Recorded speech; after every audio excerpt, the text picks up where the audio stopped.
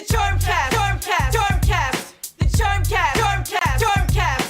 The Charmcast, Charmcast, Charmcast. The Charmcast, Charmcast, Charmcast. The Charmcast, Charmcast, Charmcast. The Charmcast, Charmcast, Charmcast. The Charmcast, Charmcast, Charmcast. The Charmcast, Charmcast, Charmcast. The Charmcast, it's the place to be. Got a charm in my pocket, got a charm on my feet. And I walk onto the stage, they all wanna be me. With the Charmcast, you can take a seat. Got the darkest spots beneath my eyes. Staying up late, trying to catch some flies. The whole street saying, that's the guy. With the Charmcast, you can have a try. The Charmcast, Charmcast, Charmcast. The Charmcast, Charmcast, Charmcast. What? The Charmcast, Charmcast, Charmcast. The Charmcast, Charmcast, Charmcast. The Charmcast, Charmcast, Charmcast.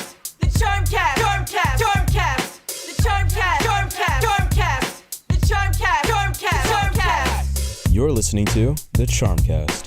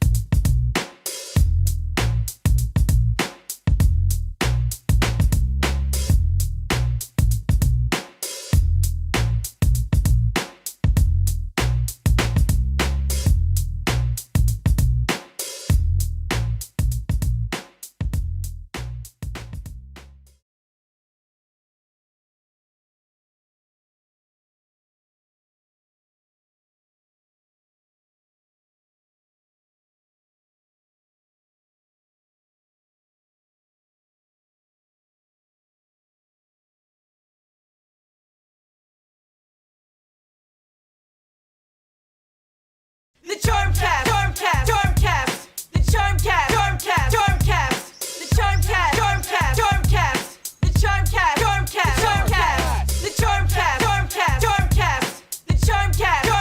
Charmcast. The Charmcast, Charmcast, Charmcast. The Charmcast, Charmcast, Charmcast. The Charmcast, it's the place to be. Got a charm in my pocket, got a charm on my feet. And I walk onto the stage, they all wanna be me. With the Charmcast, you can take a seat. Got the darkest spots beneath my eyes. Staying up late, trying to catch some flies. The whole street saying, that's the guy. With the Charmcast, you can have a try. The Charm. Okay, guys, what's up? Can they hear me? We're live. Where'd my character go? Okay. Hey, guys, what's up? Yeah, we're here. Say something. Awesome. Welcome, Hello. guys. What's up? I'm sorry for that terrible intro. As you guys can see, I thought the host played, but apparently it didn't, and then I found out that it did, so... Your chat, I think, is just being a little silly Yeah, some yeah, days, guys. as they do. Say you're proud of me. So, welcome to the first episode of the Charmcast. Today I'm here with Phineas from the one and only Phineas. Hello, hello. How are you guys doing today? He makes similar content to me, movie reviews. We've collabed like twice now. We did a Smurfs video. Yeah. I don't know if you've been on my And then- channel. So on your channel, I was on your reaction to the Mario movie trailer back in 2023.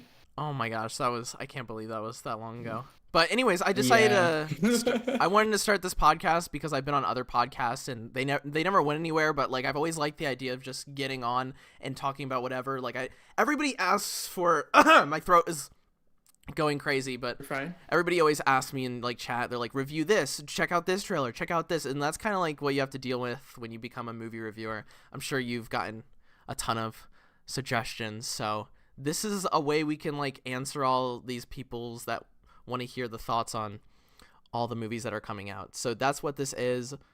Yup. Well, like on my end, I've tried the whole current releases strategy when I've been handling videos, and they don't usually feel as fun to make for me. I've been switching a lot more into the whole deep dives category Yeah. as of late, and going into the history of media as far as a lot of things go. But within that, I figured it'd be fun to come onto the show come onto the show as a co-host because it allows me to talk about current upcoming films with another friendo. So yeah. And we kind of have like a similar personality. We're very organized, and I think we can make this a sick thing. Now, what were you gonna say though? Well, I think the fun thing between us, right, is you've always felt vibes-wise like a younger brother to me. And I've got a younger brother. Hi, Hudson. He's probably not listening. But I've got a younger brother, but he would never take my advice as far as things go. Lovingly, I say that. Yeah. But we've wound up kind of working as colleagues on the whole YouTube and then also film passions thing. Because I went to film school, and am a film school graduate, as little credibility as that gives me. I mean, but lots of people quit that stuff, so that's so sick to me. yeah, so it should be a lot of fun as far as things go. I think it'll be a fun show regardless, and it's always nice to talk about things live. Yeah. And as you were getting into the deep dive stuff, like that's another thing that like I think will separate this podcast from videos is it'll give us just like the extra way to talk quicker on those things, because like you said, I really like deep dives too. And a lot of like I'll tell my dad that I'm making a video on like, you know, I just did Romeo and Juliet, and he'll be like, why? That's like 10 years ago. Nobody's gonna watch that. And like I always tell him, like, just you wait and see, because like those are the ones that do the best. I mean, sure, the Minecraft reviews, Minecraft movie, Smurfs movie, they like you could shoot out a video and get 300,000 views. I see people do that amazingly, but those aren't gonna last as much as the reviews of the nostalgic films. And The way I view it as far as how YouTube operates oftentimes is you're playing two games at once. The game to catch eyes and the games to build a fan base. Yeah. And oftentimes there's certain channels that appeal really much so, or appeal a lot towards people who want to see the quick reviews and stuff. There'll be, because the thing with film analysis is you kind of can look at every channel in terms of the length of upload. There's gonna be a lot of your ones that do midnight screening reactions, or I just saw this movie, this is my thoughts. You're kind of working on multiple. The way you can break down any given YouTube niche, you're working on different reaction times basically. So you'll have the short-term people, and you can apply this to other things again. Like for gamers, sometimes games often have like let's players who go at something early, the ones who are talking about the news. Drama channels have the slop basically. Velisca bomb. Yeah, and then there's the medium length ones that'll probably pump out like one interesting, but they'll probably wait 2 to 3 weeks after a movie's released to do something on it maybe. Yeah. And then talk about it a little more in depth, which is great for them to have that whole background. And then there's the evergreeners, which is the category of those people who go for films from the backlogs. Yeah. And again, everyone jumps a little bit into each of them. I've done the whole quick review thing before. I've worked when I was in middle school. I had a niche where I tried to review every Gravity Falls episode instantly when it came out to grab the attention of anyone who was paying attention. Yeah.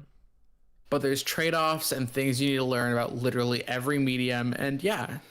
I think that's awesome. Yeah, I love YouTubers like Shifrillis or Ellis Mark that can do both, or like we do, where it's like, you know, like it's always good to have those easy like movies that just came out while you're working on the longer stuff. So that way it's like, you know, like you said, it's a good balance of upload schedule. And there's also a huge difference nowadays with like busting out slop and then choosing like how you make that important. Like, because I told somebody like today, I was like, oh, you don't even have to make it a full YouTube video, make it a short. And they were like, oh, that'd be like Velisca Bum, but Velisca Bum doesn't make shorts. He puts shorts just on the normal page. I'm talking put it where it needs to go, you know. Yeah, the whole thing with shorts is adds a different level to the whole algorithm, and it's I think it's always something that's just absolutely fascinating about the YouTube industry as a whole. You know, Yeah, it's added a whole new era to YouTube and the amount of YouTubers we have now. The amount of people who tuned in probably expecting a really, really goofy project, and came in to see the musings of our minds. Yeah, I mean, if you don't look at this background and it doesn't scream like we're about to get very deep, like I don't know what you're thinking, but another thing about this podcast. Wait, say what you were gonna say though. No, you go. A good thing about this podcast is you guys will see a difference between, me and Phineas's chats where we're like, we're sitting down and we're talking, he's got that film school experience, and I watch a lot of movies. I guess that's my credentials at this point. Animated movie expert, whatever you guys want to say.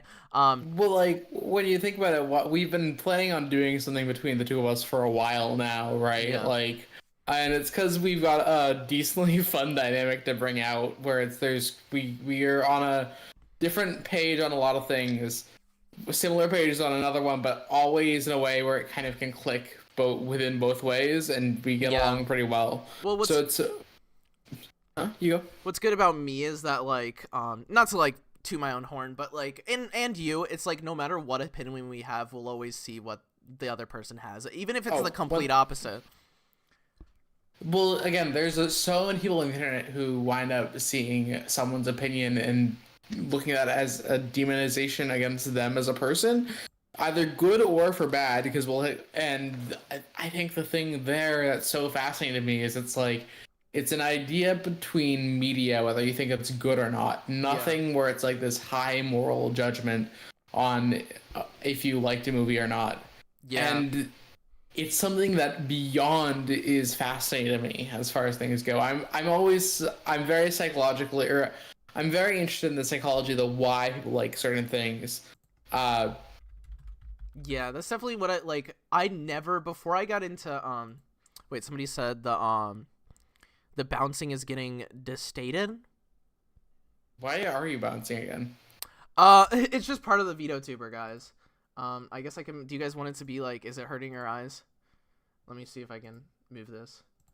To be fair, this is a very bright podcast. Yeah, I mean, if it's hurting your guys, now that's even worse. If it's hurting your guys' eyes, like you can just listen if you want. But I think this is better. Now you can see that. But yeah, what I was getting at, before I did YouTube, I never realized there was this huge like community of people that are very argumentative, however you say that. They like to argue over each other's opinions. Like it just blew my mind that anybody would really care. Like I'll see tweets about other people's opinions, like 24 frames and Nick, or any of the people in the community, and you'll think it's because they killed someone the way people act about movie opinions. And I always like, I don't know, I like to be so neutral about things, and like that I'm learning to not do that because I want to just say my truth, like whether that's bad or good. I always try to take a stance where I'm like, oh, this is good and this is bad, and pros and cons are always great, and I always get people like, hey, I like that you're seeing all sides. But it'll also make you like think, oh, I can't talk bad about this movie because people are going to think I'm this negative YouTuber, and I can't talk good about this movie because everybody's going to think I'm this positive people pleaser. So it's all about just balancing, okay, whatever I think in this moment, I'm putting it out. This is my diary. I think it comes down to the fact that in YouTube, there's this big parasocial connection when it comes to videos, where you're seeing the fruit of someone's labor for like a month when you're watching a video, but you don't know necessarily like where it's coming from and why it's coming from. But so the whole thing within it is everyone who's a YouTuber, I feel like, plays something of a character when they're in their videos, whether what their style is, and that style of character is hardly ever the person you're actually going to meet behind the scenes. And that's for better or for worse. There's a lot of people who seem angrier or more reserved who are very friendly, and there's a lot of people who act wholesome who are anything but that's kind of also part of the chaos of the YouTube medium and humanity in general, all sides of the internet. But to add on to that, it definitely surprises me. And it's also a thing where like you can't to be honest, you could say anything and people will make up their mind about what you think based on how you just do the video, how you thumbnail it. Like, I've done videos where I'm like, I'll say Rise of Gru changed my life, and people will comment, I can't believe you hate this movie. And in the video, I'm talking about how much I loved it and I thought it changed the genre. That's completely exaggerating, but it's like, whatever you do, just say what you want, because chances are people are watching 5 seconds and then they're already deciding what you think. And I'll get it all the time. People would just, they'll completely decide for you. And so, like, my best advice with that is, like I said, treat it like a diary. Say whatever's on your mind. If you like a movie, don't be ashamed. If you hate a movie, don't be ashamed. You know, the easiest time to leave a comment on the YouTube video is when you've clicked on it and not watched anything of what the actual video is. Yeah. Or any other time requires to actually watch, and like, why are you watching a YouTube video in 2025? Like, don't you see TikTok right around the corner? Like, come on, guys. Guys, nobody's watching this. This is just like a little community, which I really don't get me wrong, I love comments. I love people communicating. Like, that's really what kept me doing movie reviews, is because, you know, when I was doing animation, it'd be like, you know, they'd be like, oh my gosh, I have braces too, and you know, that's cool. But once I started talking about movies, it's like, oh my gosh, all these nerds are gathering, not in a bad negative way, but all these people are gathering to talk about like how they agree with my opinion. It was like, it was weirdly like so cool. I was like, I'm giving them a place to talk, you know, people that aren't making the same YouTube videos. But the truth is, like you said, like, people aren't gonna watch the full thing, so don't stress over if you're gonna say everything right. I've had people, like, I've done 50-minute videos, and a lot of YouTubers I talk to experience this, where you know, you'll talk about everything under the moon about Cloudy with a Chance of Meatballs, or, you know, Crazy Gamer Inc. will talk about Dogman books, and then the only thing people will comment, they'll correct you on things, or they'll say, you know, this opinion's wrong, or actually this is the right way to view this movie. So it's like, people are not paying attention to the video. So just make it. It's the whole thing where YouTube is a battle of contrasting opinions. Also, I rarely see people who are like, you're gonna change my mind on this when you watch a video, you know? Yeah. So there's a lot of confirmation bias. There's a lot of outrage over having a different opinion. There's a lot of emotion that goes into this medium. YouTube is beyond most things an emotional medium, where there's going to be people who are absolutely logical and stuff, right? But it's about people talking about their passions, right? Because it's like, you can work a job at a retail store, but rarely ever is the guy at the retail store passionate about working at the retail store. Instead, with YouTube, you're getting to, and a lot of creative industries actually, everyone cares about what they're doing a lot, and a lot of the viewers also care a lot. So you get to this pool of passion from various fronts, and I think it's one of the wilder things about this medium. Yeah. Mic drop on that one. But in the same way, like, that could be, wait, your mic didn't cut out, right? No, I didn't. Okay. Sometimes I can't tell when somebody's ending a sentence, so I'm like, can I jump in here? So you guys will get you'll get a lot of that. But I think it does I think it's a good thing that people don't watch the full thing, because, like, you can see it in a positive way, that it doesn't have to be a perfect video.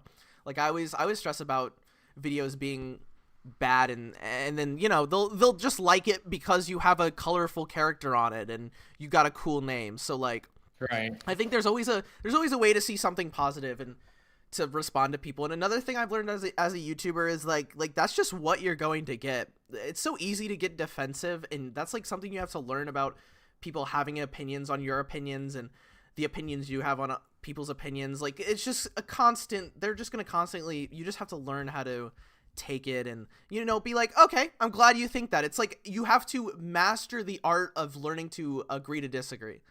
And I think that's I love that getting into this community has taught me that, because it helps in other ways of life. You're going to experience that all the time, and you could either choose like, oh my gosh, this person doesn't agree with me, I'm never going to talk to them again, or you can like, okay, let me focus on you and learn all these other things about your views, you know, and maybe at the end of the day, you're not going to control my feelings about this, but you'll give me another perspective. It's the beauty within things, because it's, again, the thing I think that YouTube helps with, YouTube and social media in general helps with a lot of things, most people out there would not talk to a random stranger on the bus. I would, but most people would not. But they'll interact with a random Twitter comment about one movie that they like or one thing that they like. And it's social media's anonymity. It's got its pros and its cons. But its pros, I think, more often than not, allow people to be more themselves than they would ever be on their own. Yeah. I agree with that. Like, I think this is the exact intro that you guys will expect the rest of this podcast to be. Kind of us giving our opinions on other, the YouTube sphere. I think the funny thing within it too is it's just like a lot of people are gonna come in and be like, "Oh, it's an awesome made podcast. I've been watching him since I was a kid," because a lot of them have been watching since they were kids and are actively children nowadays. But then you go in and it's I don't know who out of us is doing this more, but it's gonna be very philosophical, very down to earth. And well, I think there will be younger people out there that would like to hear that. Like I feel like something like that, wanting to get the deeper picture, like, and I don't say it like if you don't want to, it's not a negative thing. Some people view the world black and white, and like they live better than us because we're constantly overthinking everything. So they are the ones making the quicker choices. Not all the time, generalizing, but that's kind of the thing. So I feel like it's less about the viewer that will join and more about hopefully the people that find us, no matter if they're young, or hopefully they like to get a little sensitive about movies, because there's a difference. Like the general public, the difference between movie reviewers and the general public is the general public will watch it and go home and never think about it again. They do not take people in the movie community, it's their whole life. It's their whole Twitter. They go to Comic-Cons and it's like, it's what it brings an escape, but it also brings a lot of toxicity because they're so obsessed with it to the point where it's like, they'll brush off people that have done terrible things. But as soon as that person says a movie opinion that's a bad take, it's like, they're done. And then it's like free game from there. They're disrespecting your family. And it's like, they take this stuff serious. So that was another thing that I had to learn. But like you were saying about the kind of audience that I'll get, I'm very excited to see, because I haven't done live streaming in forever because it's a chaotic thing. So I've always wanted to wait until, not my flop era, but when people slow down a bit. I mean, we're getting into summer, so it's probably not the best idea to start it now, but I think we're doing it right now. Summer's as good of a time than anything else for a podcast. When you think about it, everyone's out of there's a lot of commitments that are done between school and then other things, and it allows you another window where you can get work done. Yeah. So speaking of movies, by the way, topics. Which one do you? Trenton, feel free to stop to me if you like. I saw that in the comments. Go check out in the description. Go subscribe to Phineas. He does really cool videos. It's a little different from mine in some ways, but I think you'll like it just the same. He just did videos on, was it Looney Tunes or? Yeah, I did one on the Looney Tunes show. I've been pivoting a little bit more into the because again, I've always been on the cusp of like the movie reviewing and the stuff.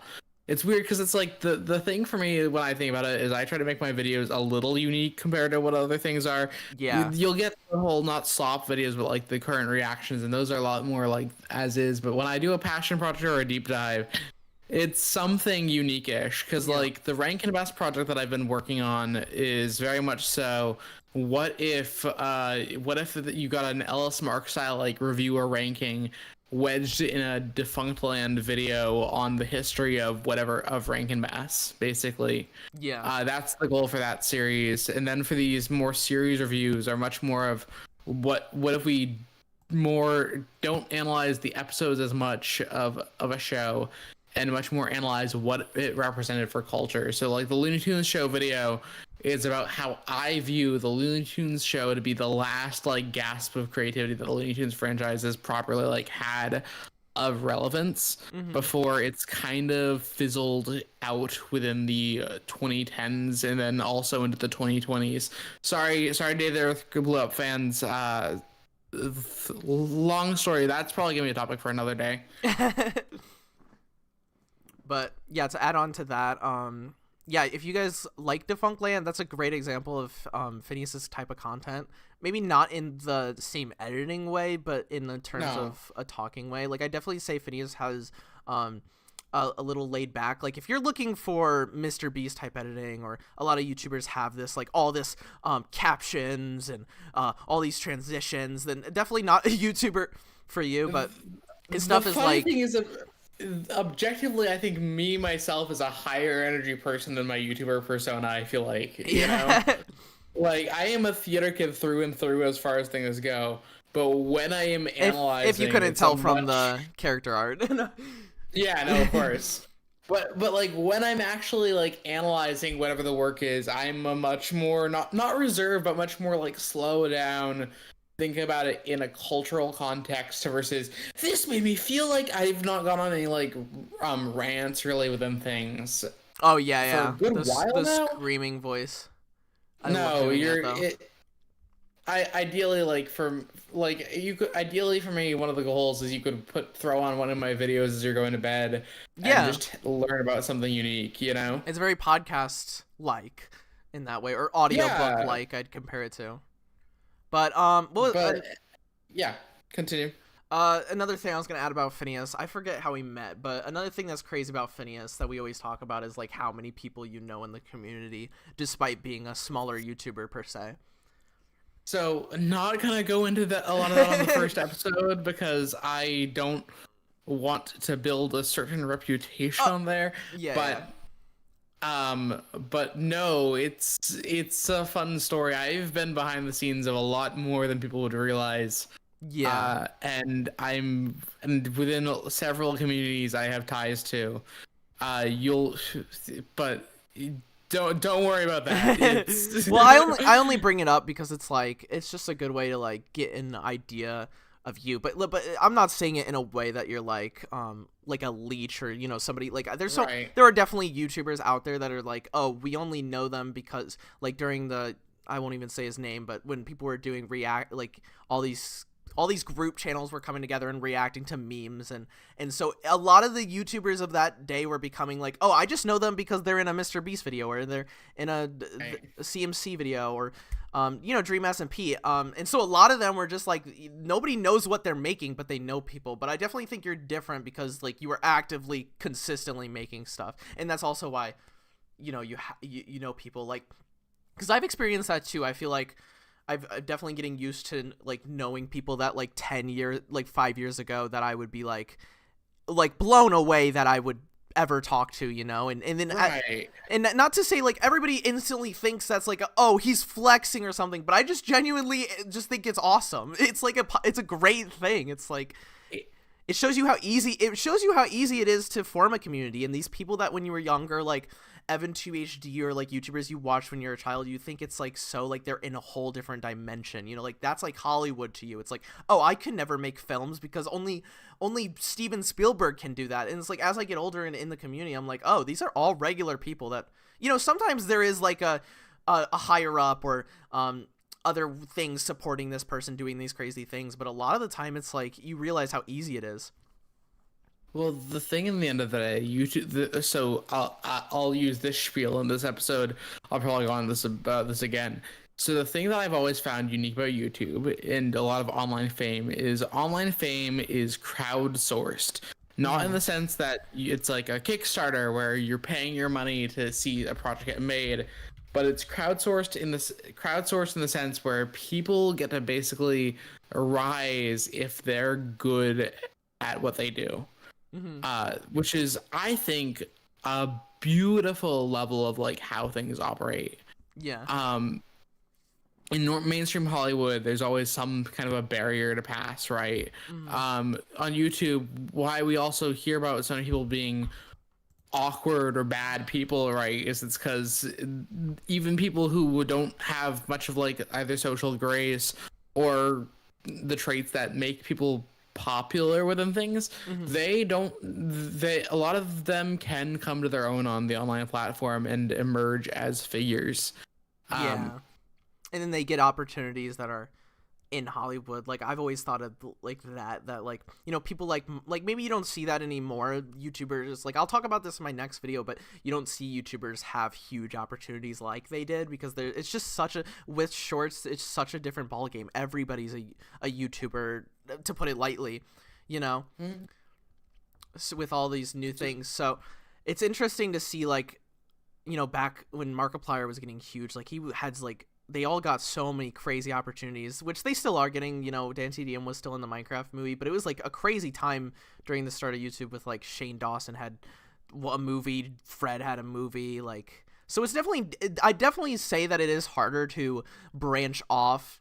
If you don't become as like big as the odd ones out, you're not going to get a Netflix show like how many of them got back then. But, you know, it is a way to like, you know, it's like it can take up being a portfolio in the future in some ways. Like, you know, we've seen that with indie cartoons and Has Been Hotel, you know, that's become a huge thing. And the guy that did the, he's getting an A24 movie, but he did the Backrooms 3D things. So it's definitely, it's harder, but, you know, it can give you other opportunities if, you know, you make something that really explodes out of nowhere. Speaking of making other things, shall we move on to the films of the day? Yeah, okay, that was like a great intro. So we're gonna get into the topics of the video. I'll add some of your guys' questions like Elio or Despicable Me Reminion, but we're gonna start off with the first topic of today, which is Final Destination Bloodlines, which just came out, I think 2 weeks ago, a week ago. It came out 2 weeks ago, yeah. On the, I believe, 16th? 16th properly, but I saw it on the 15th because I am a sucker for a Thursday night movie. Okay, this is completely off topic, but I was just about to ask, are you like a Thursday person when it comes to early? Yeah. Okay. Like, no, I like that. I'm always like, people are like, oh, we can't watch it today, it's Thursday. I'm like, no, it's out right now. So for me, when it comes to watching movies, if I'm excited about a movie and it's on my radar enough, I'm gonna go to it on the Thursday because I want to both avoid spoilers so I can see it before other people are putting their opinions down, and then B, I think that Thursdays are a great chance to, if you're like right out of work, head over, watch a movie, get cozy, enjoy. Yeah. Okay, but I'll let you go with. Do you want me to do the opinion on Final Destination first, or I guess we can just discuss it. Well, so how many of the previous movies have you watched, May? That's a fun question to start.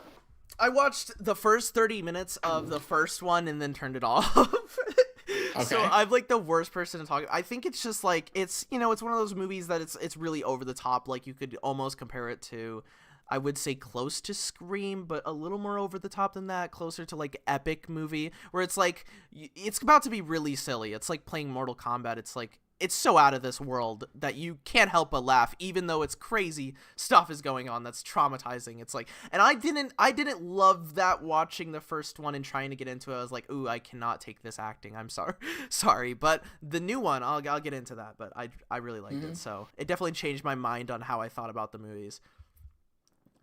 I am with you with when it came to Final Destination, I have been someone where I binged the entire series in like January.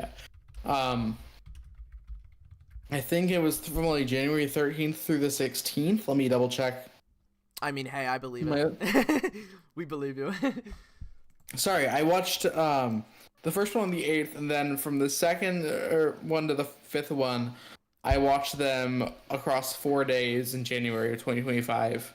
Wow. So the way that I viewed the series, and I got some hot takes here. So the first 4 Final Destination films never broke a 7 out of 10 for me. The first 2 got 7s, the 5th one got a 6, the 3rd one got a 5, and then the 4th one got a 2 from me on my Letterboxd. Yeah. So you know it's goofy as far as it goes. We're talking about Final Destination, Lil Cat. But yeah, keep going. Yeah. No, so the first 2 are solid films. I like 2 a little bit better than 1, but they're solid films that really play on the whole idea of a death-based slasher film. And then the third film for me felt like it was missing a little bit of something. The fourth film is awful. Like, I think to this day, I've been doing these like year-long lists of everything new that I see for the year. And of this year, the only film that I saw that's worse than The Final Destination was Emilia Perez. That's a whole other. I have not seen that one, but I would much rather watch Final Destination. I would also rather watch Final Destination. The Final Destination has got the stupidest naming. Oh, that's what it's called? And then, okay. Wow. Yeah. And then 5, on the other hand, winds up being, I think, a much better film. It's I'm not going to spoil it or anything, but I went to Bloodlines expecting it to be okay at best, right? Like, maybe 7 out of 10 if we're lucky. Could be bad, it could be either. And I genuinely was blown away because it is by far and away the best entry of the series. I gave that like a 9 out of 10. That is great. I didn't expect that from you because I feel like it's one of those movies that you would find like super silly. But yeah, it is silly, you know. But it's like I think I kind of have a lot more tolerance of silly when silly knows what it is, but also it's really fun. And the thing for me with it that set it apart from the other films, I care a lot more about these characters from this film than any of the other entries. Why do you think that is? Before, Why do you think that is? Well, so I think the family element helps. I also think that they're all genuinely likable, and there's a lot of really, really funny sequences. Eric blew me away. I thought he was the best character by far and away in any of these films. I don't know why he kind of has a Roderick from Roderick Rules effect. Yeah. I definitely thought I was kind of like upset. Not to get into spoilers. I guess this is a movie that you can't really spoil because it's like it has such a obvious ending to it. But Eric definitely I thought would have more screen time, but I think he was in just a right amount. And oh my gosh, I was shocked. We're gonna get into spoilers here. So if you haven't seen Final Destination and plan on doing it, you can leave now. 1, 2, 3. But I was definitely shocked that the scene in the trailers that they kept promoting with, you know, when the fan like got his nose ring. Right. I thought that was the part that he died, so it was a great twist that he didn't die there, and I thought that was awesome. And I think that's a great another thing I love about this movie is that when you think they're going to die, they are not going to die. They just keep on surprising you with that. Well, like the whole thing within it, right, too, is so when you break down a horror film, you want to know what its punches are, right? So oftentimes in horror or slasher specifically, the punches are when X character dies, right? So you have 2 choices, right? You get to play the punch or you get to hold the punch. Yeah. And Final Destination is a film where you know what the fates of these characters usually is based on the series. For the past X number of entries, they've had a similar kind of ending that's cleaned the board a little bit, best to say that. But so you know things are happening and stuff, but so it becomes a game of not if, but when, you know? Yeah. And I think that's super fun to watch. So that was something I was surprised because I've seen in theaters, I saw Death of a Unicorn, I saw Sinners, and you know, Sinners was amazing. Amazing. I had opinions that didn't make it like the best watch for me, not because it was bad, but in terms of like things I thought I just wasn't interested in. And then Death of a Unicorn, I just completely zoned out. I was not into it. The effects were not great. So going into this movie now, I was like, okay, I'm going to leave disappointed like the last movies I've seen, where I'm like, I liked things about that, but I wasn't super entertained. But I was like, oh, this just crossed all my barriers. I thought it was entertaining. I thought the characters were emotional in a sense. I just really liked it. I was and then I had a guy screaming in my face right next to me, "Oh no!"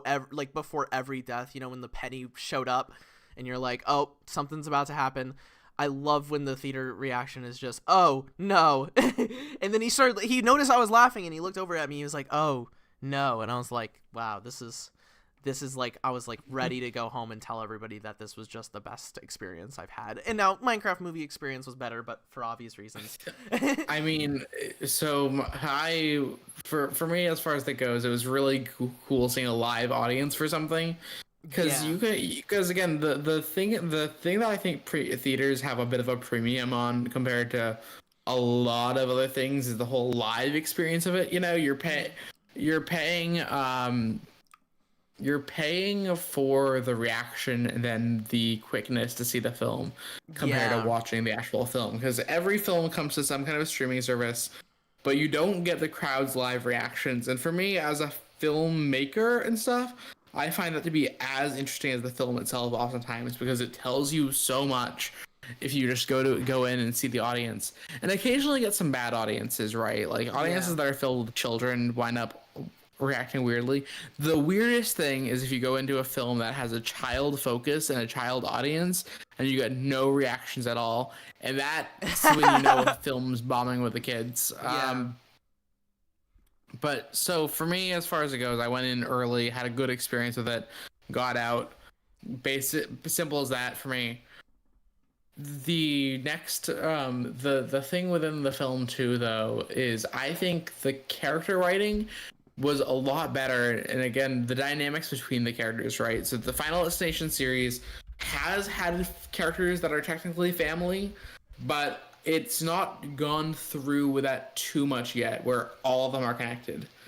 And the other thing within it, right, is it gave me, with my silly little crazy brain, ideas on what I would do for a sequel. I think it'd be cool if there's I feel like it would be cool if this started a trilogy where hear me out. So these would be the two names for the next two Final Destination films, if they want to have a fun naming scheme.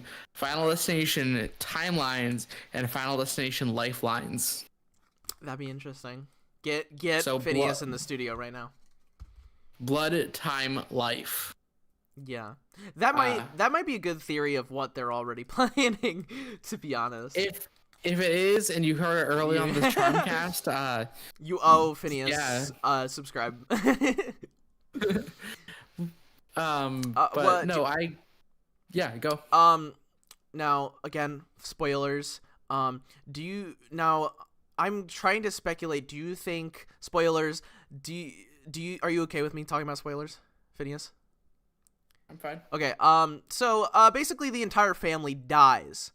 By the end of the movie. Now I'm wondering, with the two main characters, the siblings, I don't even remember their names. I love the movie. I just couldn't remember the names. I remember Bobby and Eric. That's it. Eric's like, I think I saw everybody talking about Eric on Twitter, so I definitely recognize his name. But do you think the siblings actually died? Because like what yes. I'm thinking. I'm wondering if it's like another vision, because they said that. In the original movie, they showed that whole flashback with they're going up in that elevator to the thing in the whatever you call those sky, and then you find out, oh, none of them actually died. So I'm wondering, was that just another like foreshadow that it was just a vision, or do you think they actually got crushed by the logs? I think they got crushed by the logs. I think the whole thing within it, right, is I thought the log truck was a nice callback to Final Destination 2.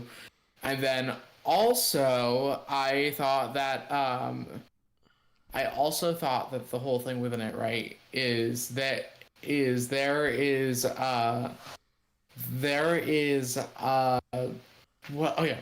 a newspaper clipping at the very end of the film that confirms that they're dead in the credits. Really?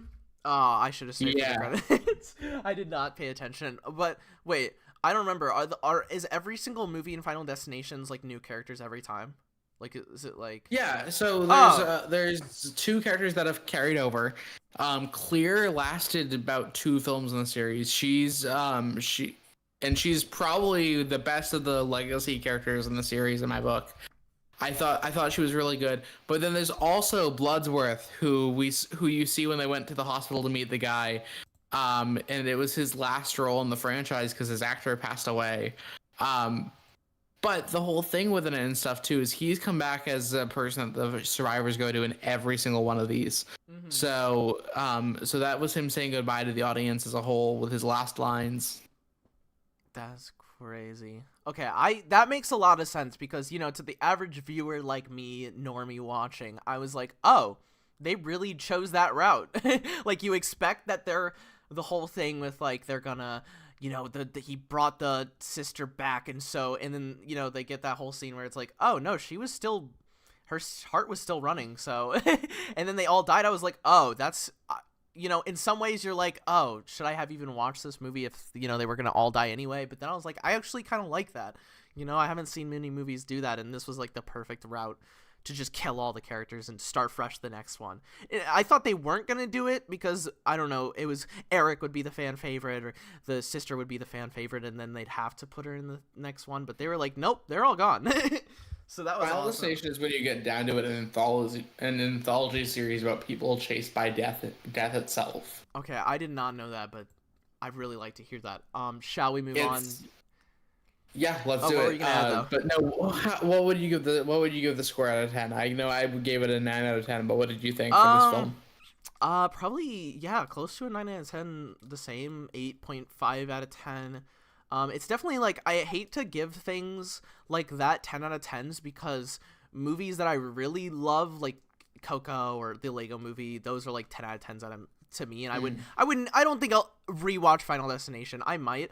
I guess to add on to it, my dad was also really into it, which was odd because he hates violence and, things and foots.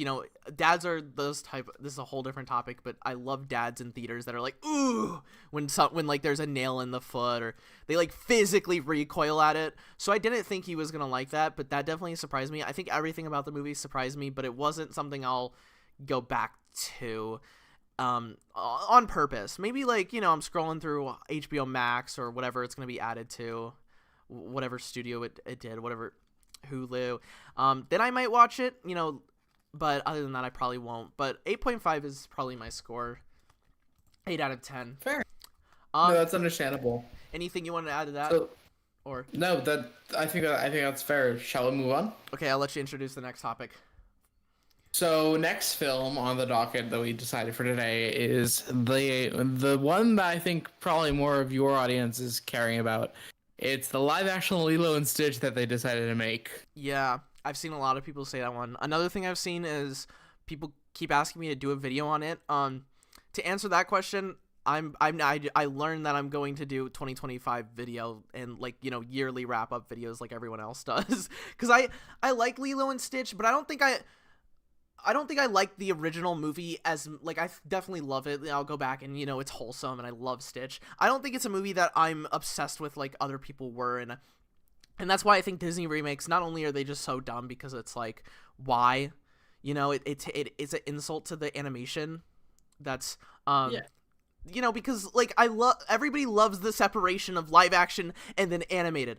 That was why'd we have to tamper with that?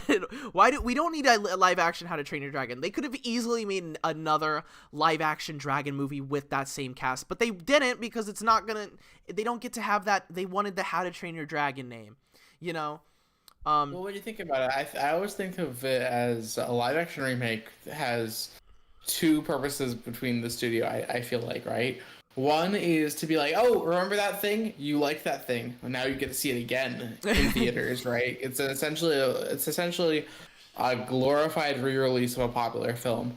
But on top of that, it's also an introduction to a new audience. Because I probably would say, I would say from what I'm thinking, at least 20% of people refuse to watch animated films. So studios are like, okay, people don't like animation. Let's bring them in for a live action thing. Which is so strange because there's so many animated movies that do so well.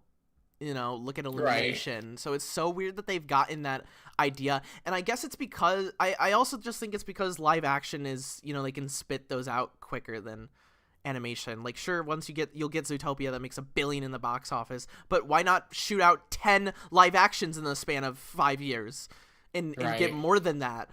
Or get something that adds up to that. So they'd rather choose the easier option. To me, it isn't always about, how much money you'll make. Because, I'll be like, I don't know why they're doing that. When they could, like, I want to, like, people always bring up the fact that there should be animated remakes of live action movies. And I think, yeah, no. I think that would be so cool. Like, I'd love to see an animated Goonies movie, or, you know, and that's what I loved about the Lego movies, and why I was so sad to hear that they're going for a live action hybrid, because, you know, Lego was taking an interesting route on taking those live action properties like Indiana Jones or Teenage Mutant Ninja Turtles, and I guess that's Mutant Mayhem. Like, I love that it was giving that a place to go into animation. So I just no, fair. But one thing about Lilo and Stitch is, me saying all that makes it sound like I hated the movie. It wasn't a movie that I hated. I found some enjoyment, like, in terms of, like, Stitch is doing his little Hannah means family, you know, and they totally butchered. Hannah means family. I've been trying to do that voice. I just can't do voice impressions, and so yeah, I thought that was cute. I thought it was like a good, like, I went to a drive-in movie theater, so it definitely added to the experience. Yeah, that would. Because it was like, you know, we had that summer vibe. It was crowded. That's absolutely a drive-in movie where people would enjoy it. See, there was lots of people there. The thing for me, to put the cart before the horse quickly with this, I gave the film like a 4 out of 10. I enjoyed parts of it, especially in the middle, but I wound up disappointed because the first 10 minutes of that film has some of the worst editing I've ever seen in my entire life. Oh, you need to expand on that, because I feel like I agree. So the scene when we get to see the scene with the Grand Councilwoman and a lot of the space characters, it feels really rapidly paced in a way that I felt uncomfortable watching it and thought it was bad from the get-go. So that was a negative foot forward for the film for me. But then the next negative thing I hear immediately is the worst decision the film made in my book, which is the new voice for Jumba, which I think is by far and away the worst thing. I think people are going to complain about Pleakley's new actor. I think he did fine. Wasn't that guy from Frozen? Like, I feel like he's familiar looking. No, he was. I mean, he played Prince Ahmed in the live-action Aladdin movie. Oh, okay. Like, I recognize that guy so much. I mean, of course, I recognize Zach Galifianakis, but that guy was. But the whole thing with it, right? So it's a film that was dealt a really weird hand, right? So it was originally destined to be a Disney Plus exclusive because they were pumping him out for Disney Plus too. But would have been a weird decision anyways, because it's not like Lilo and Stitch is a minor player in the canon. It's one of the heavy hitters. It's probably their biggest film of the 2000s, I'm gonna say. Yeah. And it's probably it's the only film that has created its own franchise. It's one of the only films from that era that created its own franchise proper out of its ashes. So, because like the whole thing within the 2000s era, you're not gonna get like Emperor's New Groove merch. You don't really see Princess and the Frog merch. You're not getting Chicken Little merch, but you do see Lilo and Stitch merch regularly as the character is in public consciousness. Even when we've gone through droughts of content being made in the franchise, he stands out, you know?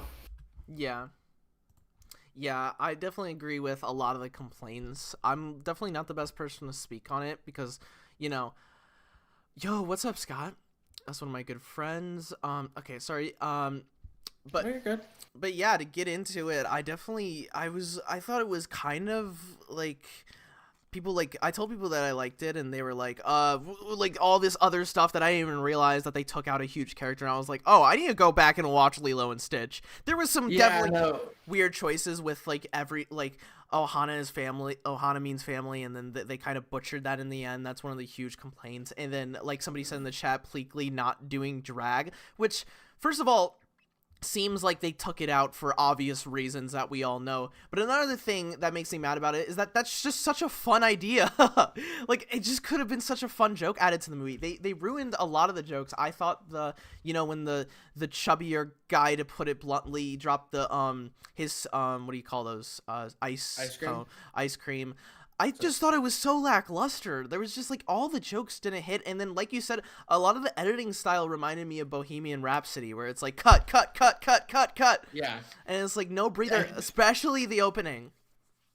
Well, so that's the thing that I think was one of the biggest issues with the film.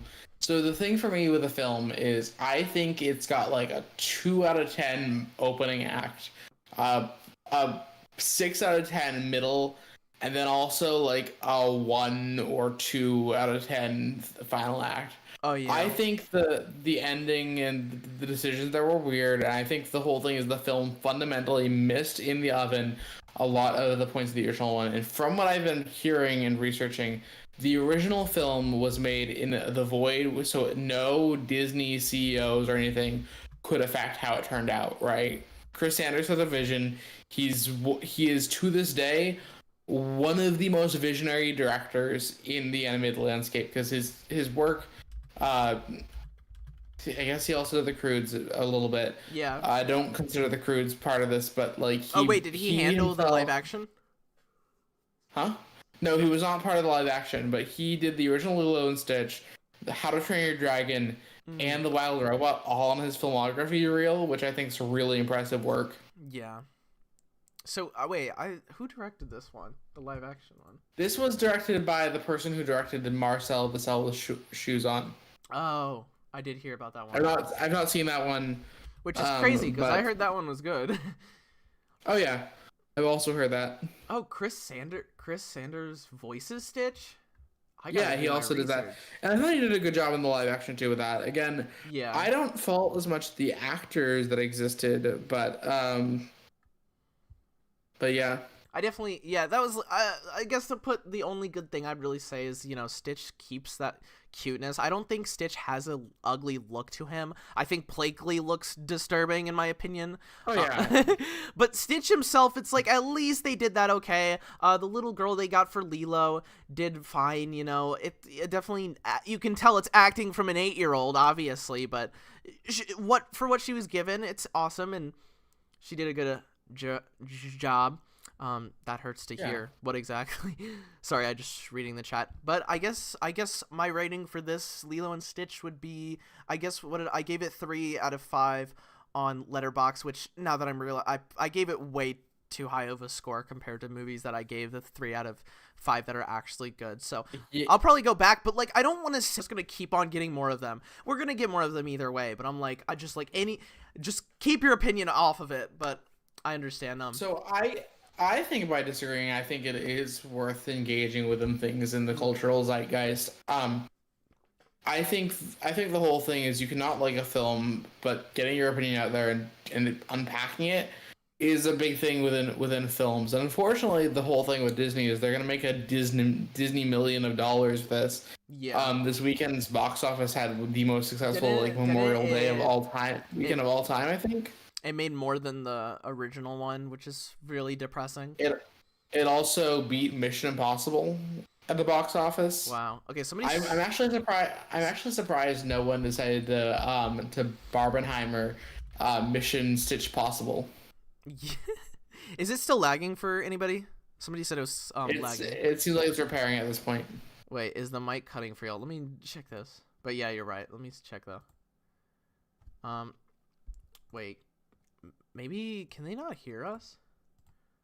Let me testing. I'm surprised no one decided to Barbenheimer Mission Stitch Possible. I mean you sound good. Yeah, but I'm also desktop audio.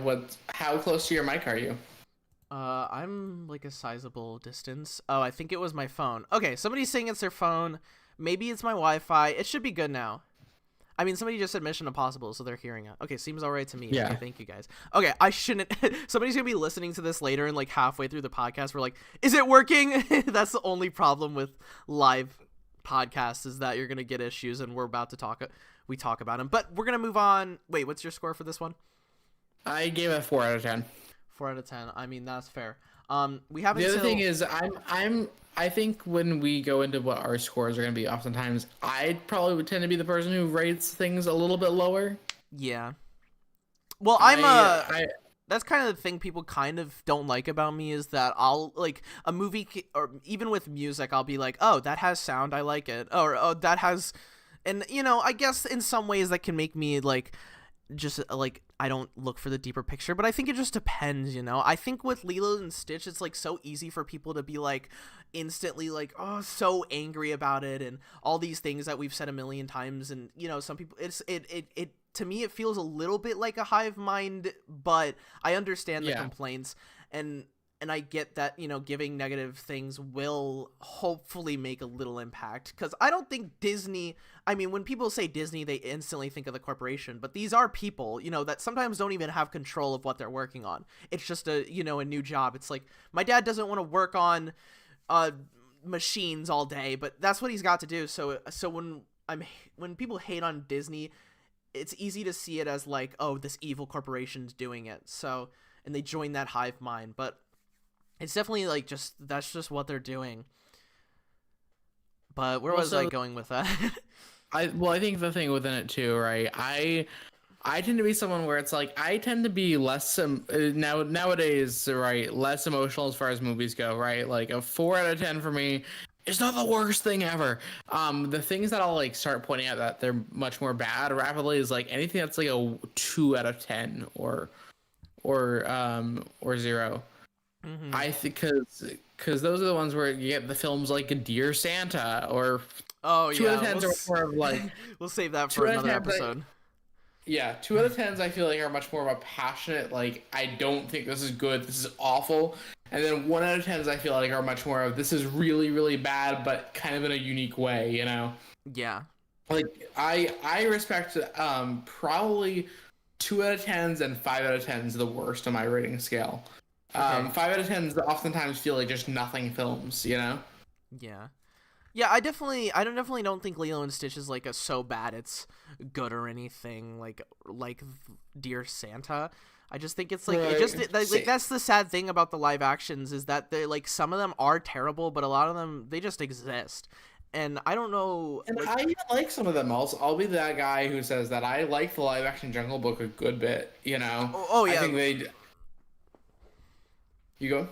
Yeah, that was when it was like more sporadic, like the Beauty and the Beast, and like there was a little more to it. I guess it's like a thing of oversaturation. Like if Disney just did like one live action Snow White or this and then they moved on, then that would be good. But I guess with every studio it's like people don't like when studios do nothing, but they also don't like to be always bombarded with the new live action, and I feel like Pixar's getting that a little too with like keeping this kind of a similar style to their past, Luca and Turning Red. People just really don't like oversaturation, so I don't think it's a thing that I think that's really the problem with it. If they did one every so often, like even if it was like a live action Moana where it's like, oh my gosh, why do we need this? Nobody's feeling this much nostalgia for Moana, and if they are, they're still young.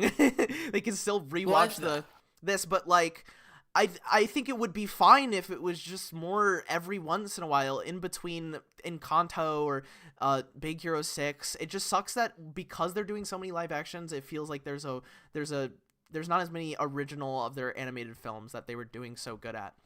The problem has been, I think, consistently is Disney's been in a rut as far as its main studio goes, where the most notable film they've done recently is Encanto, which is a fantastic movie. Yeah. But compare that to like Wish, Strange World, Moana 2, which I was one of the people who passionately disliked Moana 2.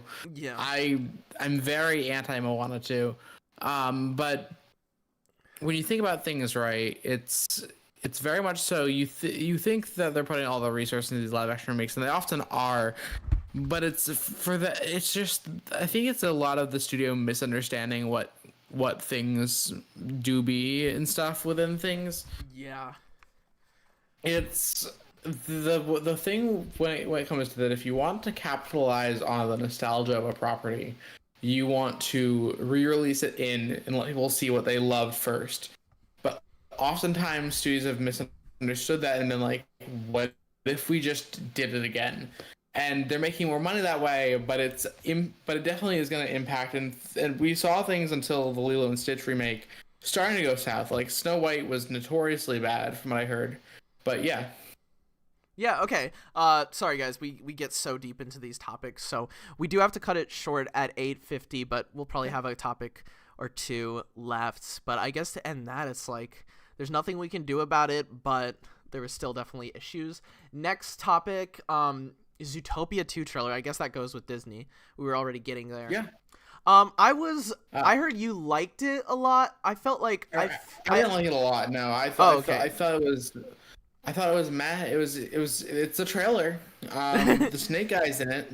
I think I would have liked the teaser a lot more if I feel like there's this new thing with marketing where they call it a trailer and then it ends up being a teaser. And they did that same thing. Disney kept saying the first trailer for Zootopia, and then it's like 2 minutes of like not even 2 minutes, a minute and 30 seconds of like the hamsters doing their little walk on the piano, electric keyboard or whatever that was, and then you got Shakira dancing a little bit, and sure, we got a few sneak peeks to the snake, but it was definitely like I would have liked it a lot more if it wasn't promoted as being the official trailer like they did. But that could have just been me hoping it was, because we had to wait so long.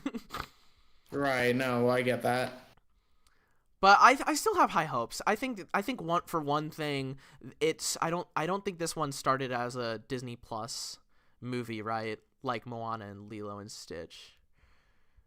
I don't think so either, but we don't know for sure. I feel like we'll find that out probably when another trailer releases. Yeah, I assumed not, because of them already doing a Zootopia Plus series. It doesn't make sense for this one to be another one. What's up, Seymour? Also, I'm gonna pivot the talk about the studio for like a future episode.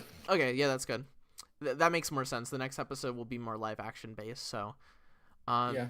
But to get into that, I'll still think it'll be a good movie. Definitely with the sneak peeks we saw at what is that Disney like con where they like show sneak peeks? D23. I really loved seeing them walk on like the boardwalk, and the green colors, really the turquoise, it really hit my eyes. So I am excited for all the Nick Wilde shenanigans we're gonna get, and Judy Hopps shenanigans. I think it'll be good in that way. I don't know if I think people are gonna be really critical about the plot, definitely because the first movie is such a different like animated movie where there really is a mystery involved. It's kind of like what the second Cars attempted but couldn't do because we didn't want that from that particular set of characters. So I think no matter what, if it's good or bad, I'm very excited to see people's plot opinions on how they handled this one. But yeah. Yeah, no, heck yeah. Well, yeah. So that was that all unpacked. I think that's our topics for this week. Was that your finished thoughts on Zootopia? I've kind of lost a lot of thoughts on it. I just thought it was a teaser that exists, you know. Yeah, it wasn't a lot to say. There's a snake in it. Judy Hopps says ACAB. How about we do like one question from the chat to end off this segment? Yeah. So if you guys have a question on YouTube making or advice, I'll pick one that seems the coolest, because I do have I wrote down a ton of questions which I'm realizing how I didn't think we were gonna deep dive all these topics as well as we're doing, which is great, but it leaves us with a lot of topics, so I'll spread those out. But one thing I wanted to tackle, we'll talk about those next week. So yeah, and a lot of the topics I wanted to do was on content, which we kind of handled in the first 20 minutes. So, but if you guys have one more question, ask now, which I'll give you guys like I have no idea. I mean, there you go. They got a good bit of delay, so we're gonna just wait a second. Here, I'll ask the question though. What are like a video that you really maybe we shouldn't do that because someone could steal our okay. No, it's fine. Okay, what's a video that you've been wanting to do forever that you are excited to get started on? So I, by the end of this year, am doing a video essay I call "Chicken Little: Disney's One Little Slip." Okay. Oh, I've been hearing you being excited for a Chicken Little video. It is. I'm not gonna go into the details too much on this because that's what I don't want people to steal. Because like people are gonna be like, "Oh, you're doing a Chicken Little essay dissecting how bad the film is." No. That is not what I am doing. I'm super excited for the video. And also, I feel like Chicken Little is like will be your magnum opus, because I feel like Chicken Little represents you a bit. Like definitely your character. I don't know, in like a way that like the aesthetic of that movie kind of gives me Phineas vibes. That is the most insulting thing you've ever said. Wait. I haven't seen Chicken Little. Okay. You've not seen Chicken Little? Nay. Is that an insult? I saw the little Chicken Little. Is he a bad character? No, he's fine. It's his dad that's the issue. I'm not comparing you to the dad. I know, obviously, but like, well, okay. In one of these times, we're gonna. Okay, I'm gonna watch Chicken Little. We'll do a live reaction sometime on Twitch. But yeah, why not? As for my thoughts, I definitely have videos that like are on my mind. The Romeo and Juliet video was something I've been planning for. We'll skip over that. Sorry, no, that was this just reminds me of the situation where Jimmy Fallon thought he was getting canceled when RuPaul said drag queen, and I was like, what? Chicken Little's bad, but that was fun. You guys are going to see a lot of us like trying to figure out what we meant. But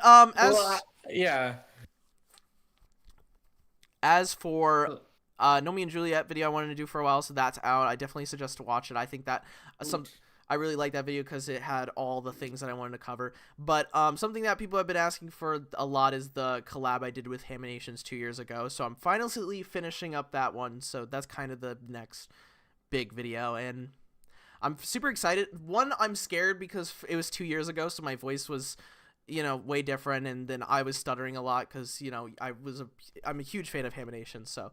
But it'll be interesting to see how I edit that one down. So, yeah, that's the end of the host segment. All right, well, it was lovely chatting with you tonight, then. Thank you so much for joining. Go subscribe to Phineas. Yeah, I got other things I gotta get to for now, but take care, man. Thank you. Okay, I'll see you. See ya. So I'm gonna roll the intro, not the intro theme. I'll be right back. We're gonna do a quick break while I go get the next musical guest. The next person you're about to see on this podcast is Where Do Cats Go? Beef Loganoff. He's super talented. Wait 1 minute. Let me go check out Where Do Cats Go on Spotify. He's about to give us a performance of a lifetime. I compare his stuff to like Daniel Johnston, very indie. You could compare it to people like I can't even think of examples now, but he's gonna blow you guys. So okay, he's gonna blow your guys' minds. Sorry, I'm nervous. I haven't done a podcast in like 2 years, so I'm really excited to how this is going. We'll be right back on the Charmcast. The Charmcast will be right back after the short break.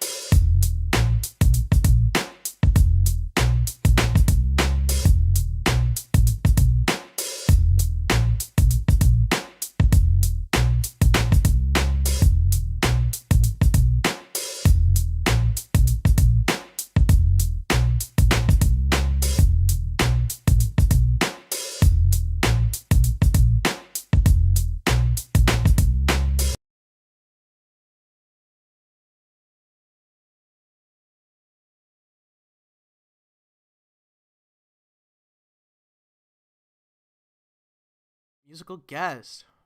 Bam, you're on. Oh wow! Oh my gosh! Oh my gosh!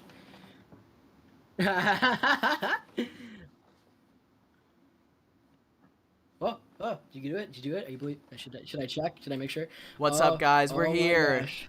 and It's give it up for Logan. Where do cats go? Oh wow! Oh, it's me. Oh my gosh! Hi! I'm Logan from Where Do Cats Go? I've been a guitarist for 3 years. I've been writing music for like 4. And the first song I want to play for you tonight, this beautiful night, is a song called Live Shooting BoJack, which surprisingly enough has not much to do with the show BoJack Horseman and more to do about a horrible relationship. Let me just make sure yeah, clap. Yay. Hopefully my audio is good. Let's see. All right.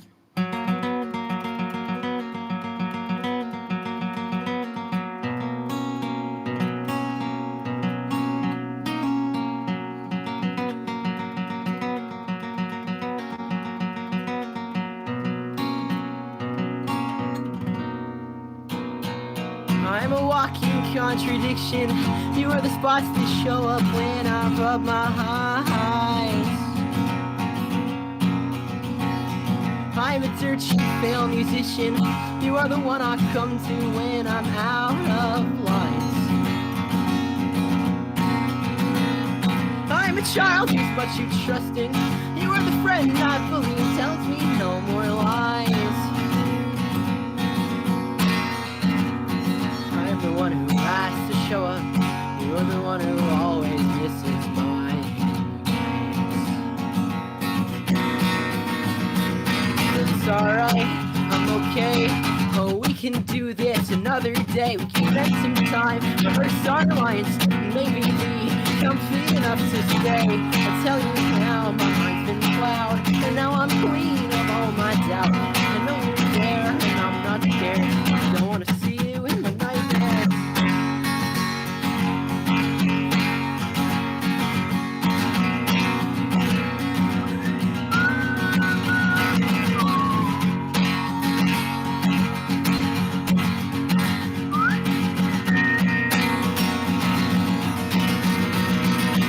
I watch you live tweet shows on Twitter. You watch me write my songs and we call once a month. I listen to all of your drama. You listen to me sucking all up like a sponge. I see those tiny little fidgets when I ask you if you're free for a weekend lunch. I get that stupid little feeling when that I'm around you.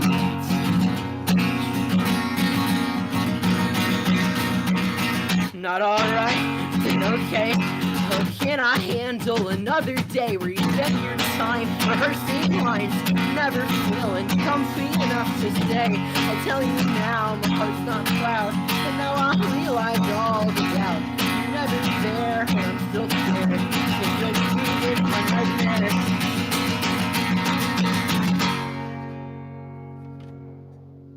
That was that was Live Tweeting BoJack, released in November of 2024.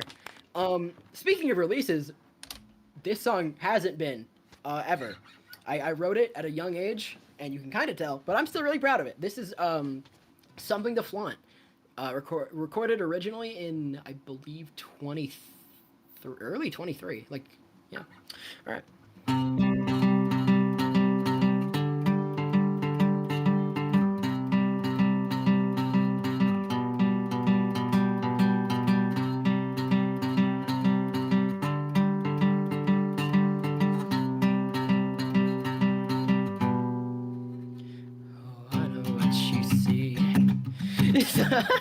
I know that you see absolutely nothing in me still. Sorry, a little rusty.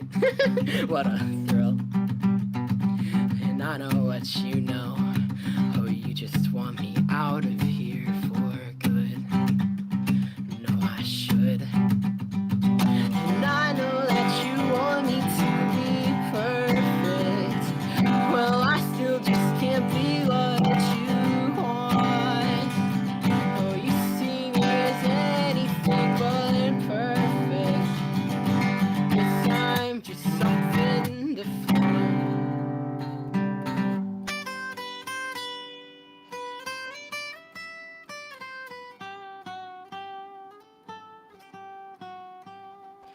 Oh, I know what you want.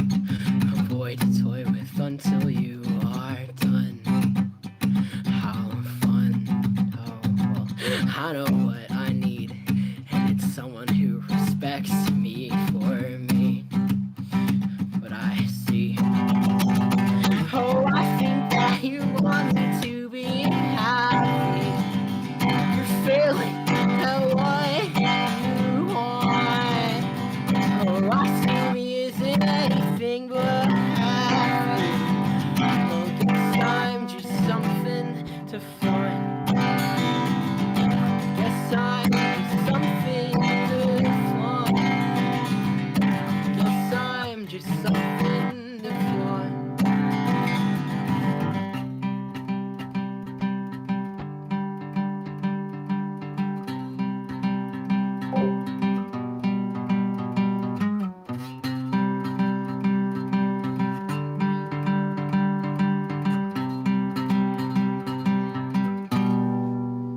unreleased song. Yeah, I wrote that at 14. I think I have a little bit of time still. So should I do one more? I have a quick one. It's Let's like, do 2 minutes. one more. And One then, more. yeah, All go right. check All right. out Where Did Cats Go? And, yeah, one more. That was unreleased, right? Yeah, it was completely unreleased. Okay. Never been put out. Are you going to put This it one out? is released. I do plan to. Okay, within the that's year. so sick. Yeah. It's already stuck in my mind, so.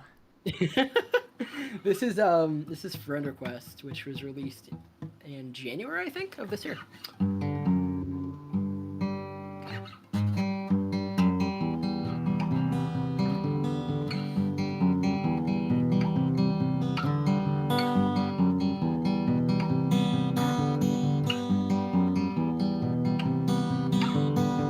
Another day goes by. Another day, another kept supply. Another night, and I'm still lost in thought.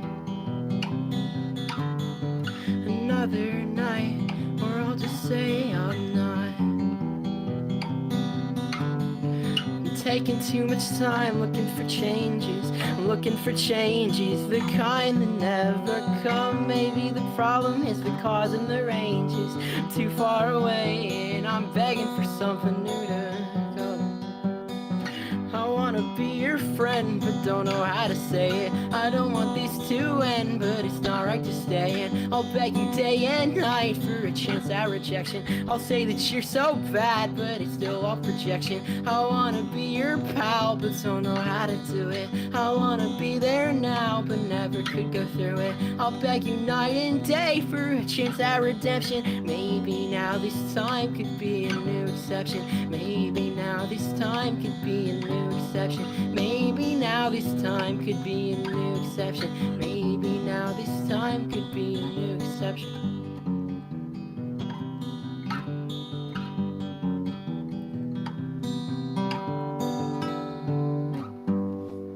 Wow. That was amazing. That was Friend Request. Oh my gosh. Thank you so much for No. doing Oh, that thank you for the and claps. Yeah. gracing us. Yeah. Is there anything people can check out, album or EP or whatever? My current most recent release is the Acoustics, which is just a bunch of it's just every song I've made up so far, but completely acoustic, recorded on a phone, which adds to the vibe. But if I had to pick one song specifically for anyone to listen to, I would say "Fat White Guy in a T-Shirt Problems" is my favorite that I didn't play. I mean, that already sounds fire. Yeah, Despite the name. because come on. Despite the name. I'm glad everyone enjoyed. If they did, Let us hi, know. I'm looking at myself right now. What? I said, let us know what you guys thought. Maybe we'll bring Logan Yeah. back for Fat Guy, or now's the time.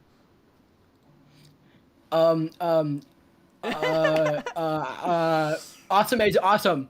Yay! Oh my god, that was perfect. Okay, guys. Can I go back to me? What do you guys think of that? That was crazy. Like, name a better first guest, and that's what you guys got. Oh my gosh. Yeah, go check out his acoustics. Go check out his EPs. I don't know if he has an album. It's really great stuff. Like, I found him like one random day, and he said, "Hey, I can play a song for you." I was like, "What?" And when people say that, you're like, "Oh, yeah, sure." But then it was great. So yeah, I'm gonna roll. We'll be right back. I'm gonna go get a drink, and then we're gonna do the last segment, which are the special guests. Today we have Omega and Zykus. Zykus does gaming content, and he also does music. Go check out his stuff. I'll put the links and pin them. Alpha Omega does. I guess I could introduce them then, but Omega does video game content. He just did a video on Stitch. Where Did Cats Go is in the chat, so go check him out. We'll be right back. The Charmcast will be right back after the short break.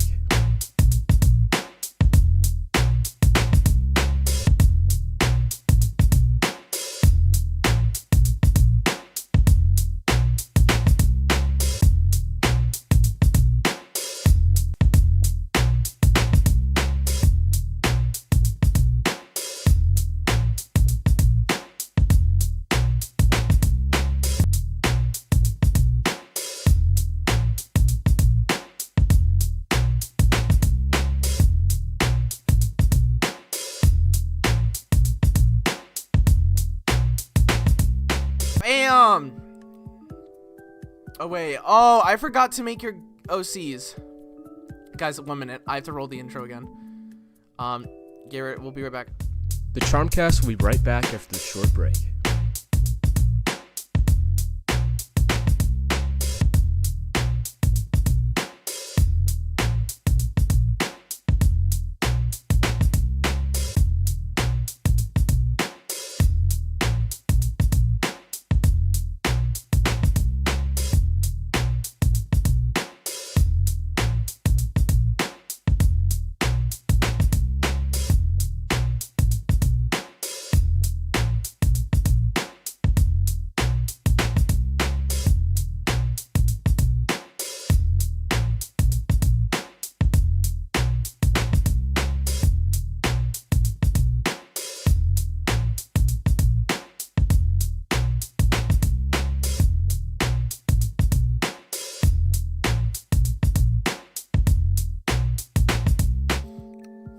What's up, guys? Okay, now we're here. I don't think they can hear you guys yet.